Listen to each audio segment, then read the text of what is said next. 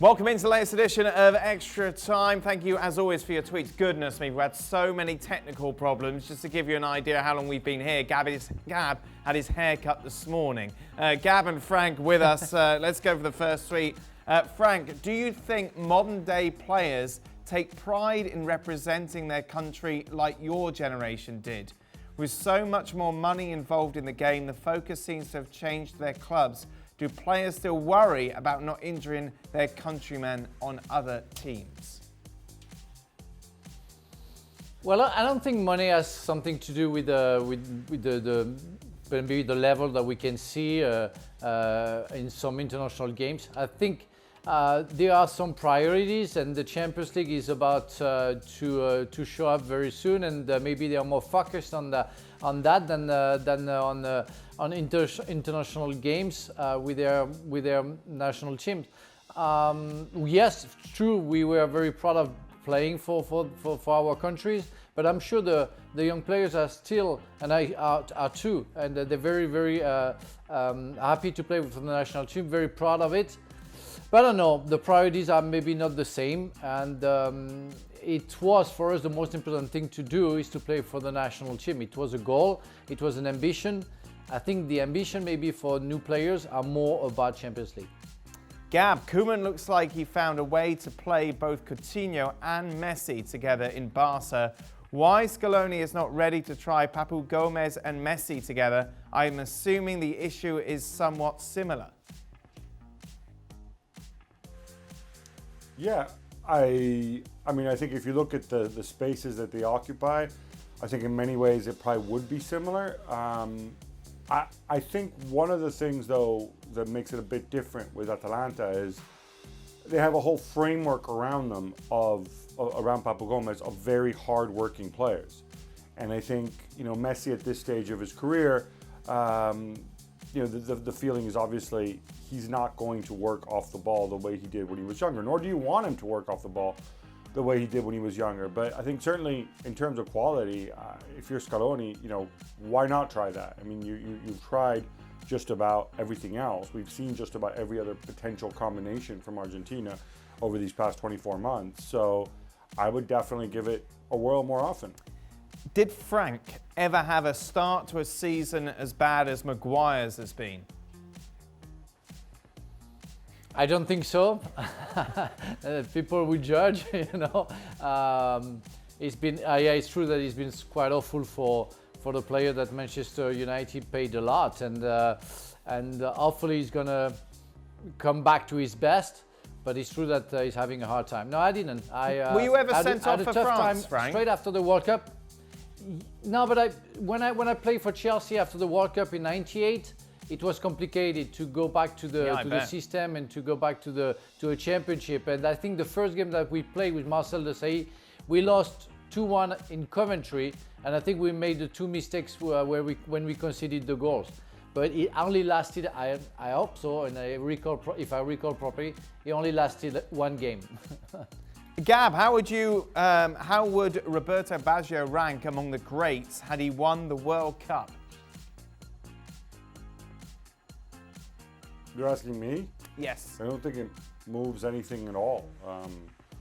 I'm not one of those people who believes that you need to win a World Cup to go and somehow puts you on a different level. I don't, I've never really made that a criteria in the GOAT argument, and while I don't think Baggio is a GOAT candidate, I don't think it impacts his career.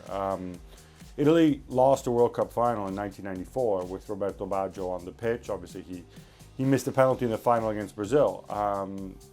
If he and Baresi score their penalties and Italy win that World Cup, would it make Baggio any greater?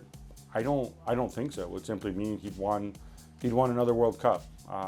But to me, it doesn't. You don't judge the guy over a game whether they win a World Cup or not. You judge him over the length of a long career. Frank, in light of Camavinga's swap with Ronaldo, did you ever swap shirts with an opposition player after a game? If so, what is your most prized shirt in your collection? I have many. I swapped a shirt with Rivaldo in the quarterfinal of the Champions League when we played against Barcelona. I think he won the Ballon d'Or this year. He was absolutely fantastic. The thing is, I don't remember swapping the shirt with him. I was so upset that we lost with Chelsea in quarterfinal after winning 3-1 in the first leg, and we lost stupidly, the last second of the game, against Barcelona. So I was so upset, but I remember seeing the shirt and I said, wow, it's nice to swap the shirt with such a player. But I've got Zizou shirt, I've got Didier Deschamps shirt, Vieira, Petit, so many players, fantastic players, and I can name a few, Ronaldinho as well, Guardiola. Wow. I'm pretty proud of my shirts gallery. Gab, what sort of memorabilia do you have in the Marcotti household? I'm sorry? What sort of memorabilia do you have in the Marcotti household? I'm sorry, I didn't catch the beginning of your question.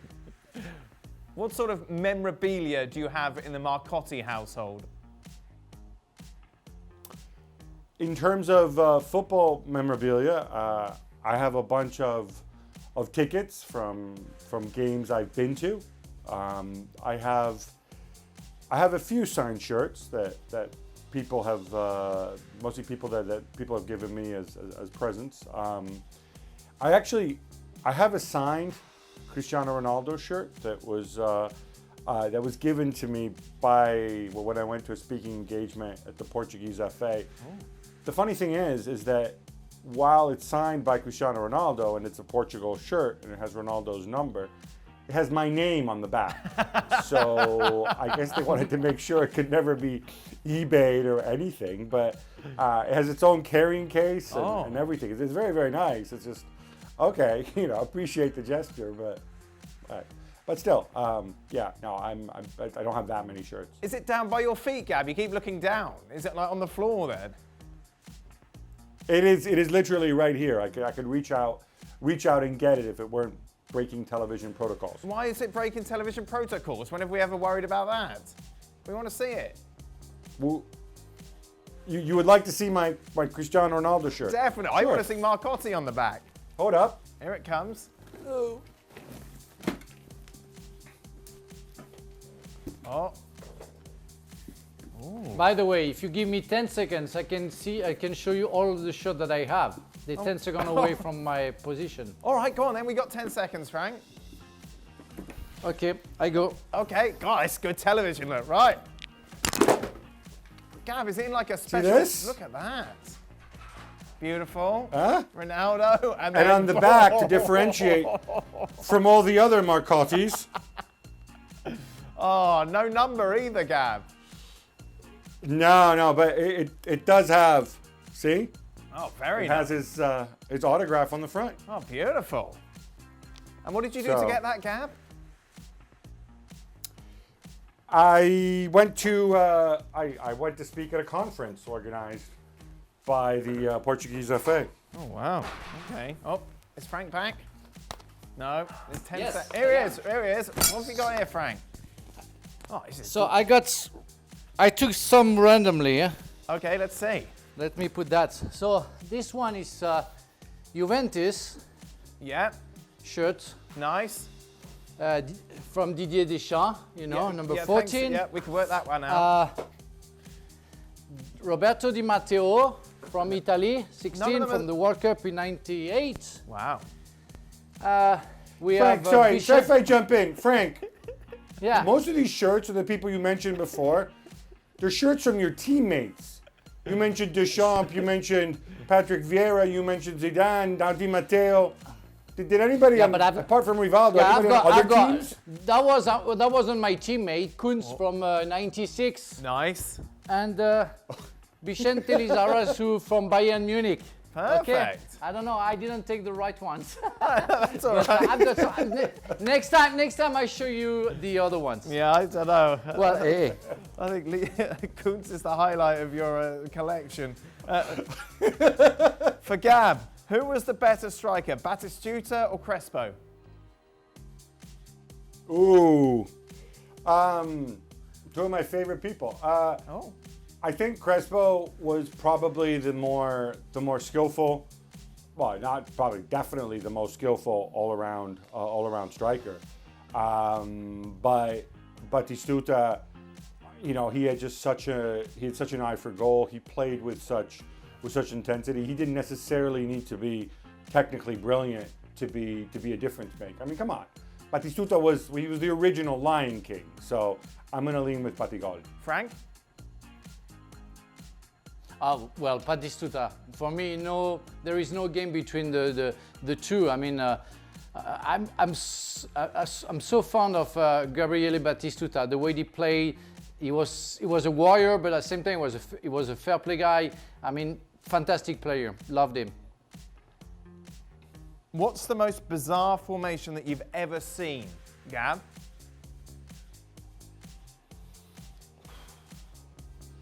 Well, the most bizarre formation.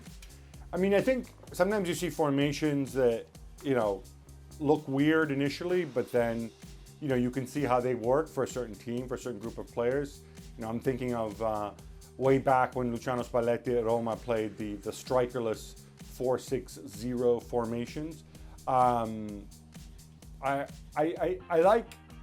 I mean, you see this less today because I think football is much more of a collective sport today. But you know, in the past, you would see formations that were essentially lopsided, where you know maybe it was a 4-3-3, but you know you had one winger who never tracked back and another winger who came and cut inside. You know, stuff like that looks weird when you have those games which are very much asymmetrical. But you know, I think the risk of being a little corny here, but every formation has to serve a purpose and has to serve the players who are out there. I did see weird things. I remember years ago, and maybe Frank would have played against them. I remember watching Leicester City under Martin O'Neill, and they played sort of a normal 3-5-2 formation. But then when they needed goals, and actually more than that, for a long stretch, he had these guys like they had a defender named Matt Elliott, who he just played center forward sometime, and just lump balls to his head. And I always thought, wow, you know, that's the Martin O'Neill version of total football. Frank, can you recap anything that Gab just said? Me, if I got it, yes, I got everything he said, and I agree with him about Leicester.